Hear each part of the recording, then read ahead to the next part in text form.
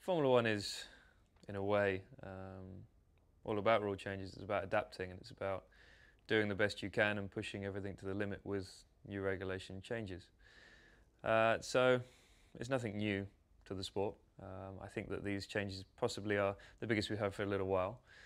But, you know, I think it's exciting for everyone. You know, we're all very excited here at MTC to really get the best out of the new rule changes. You know, I think Formula One in 2014 it's going to be about speed. It always is. You know, it's about trying to be the fastest car out there. But I think it brings back what it has been in previous decades of being the most reliable team also, and the most consistent team.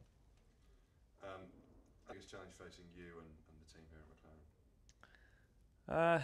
The biggest challenge, I think, for everyone, every engine manufacturer and every team, is probably the reliability. You know, I think the first test, especially in Jerez, is very, very important. There'll be a lot of downtime, but it's really mostly dyno work, but on the circuit. You know, we're going to be running through a lot of programs and really trying to understand the power unit, because I think it's something that we're all trying very hard to understand, but there's so much more scope really to really improve the power unit, and, as I said, to really understand it so we can go racing and be confident that we can get to the end of the race to start with. We're always working hard on aerodynamics. I think for us, having a car mechanically and aerodynamically that's strong at the first race is important, but I think we've got to be a little bit careful not to push it in one direction too much. I think every team will probably be thinking the same. We need a good base. We need something that we can work with and something that can give us the speed for results, but also means that we can give time to reliability and really developing the power unit.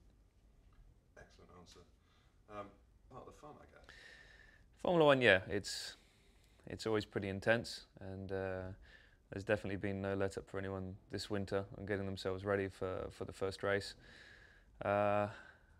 I don't think there's any team that's found this winter easy. We really don't know where we will stand at the first race compared to others, but we know that we are heads down doing the best job we possibly can. There's going to be a lot of development this year, and I think being with a team like McLaren will be very important, because you know, us here, we are good at developing. I think you'll see that in previous years. Sometimes you get a little bit wrong, but most of the time they're very good. So it's going to be a development race through the season, along with trying to get a handle on the reliability of the car. To V6 turbo. Everyone is talking about how the engine is going to sound compared to a V8. You know, it won't sound the same. You know, of course not. But from what I've heard, it still sounds pretty good. It's a real mix in sounds, because obviously you have the turbo and what have you, so it's quite an unusual sound. But I like it. I think it sounds good, and you know, it's not important for me to like the sound really. You know, it's important for me to have a car that I can win with. But for the fans, I think it's still going to sound good, and the racing on circuit this year, I think, is going to be better than ever. I really do. I do too. Now, as you go through the season, I've only seen Kevin a couple of times since, obviously, he was announced to be a race driver here.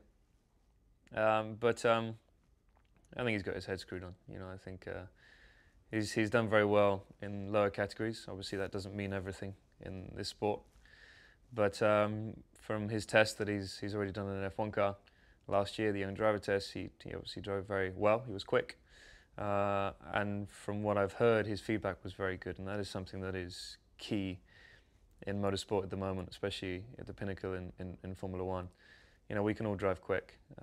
It's the feedback that we give and what's really going to drive the development of this car, especially this year. So I'm looking forward to working with him. But we haven't really spent a lot of time together, but hopefully we'll soon.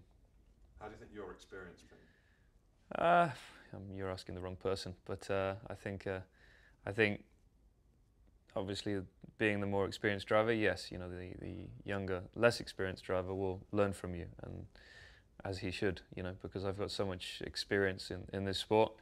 You know, he also brings something as well. You know, he's coming into a sport, he's fresh, he's not so experienced of the Formula One world, and I was that kid 13 years ago. So, you know, I'm sure I've lost something over the years that would be nice to get back. So I'll be able to see that in Kevin, definitely. But yeah, I have a lot of experience, but this is a completely new year in terms of the way the car's going to feel. But with my experience, I know what I can do with the car to develop it and to put it somewhere where it feels comfortable for me. So, you know, hopefully it does work well, you know, with an interesting partnership of the, you know, the youth and slightly inexperienced, but obviously drive to do well. He seems like a good character that will learn.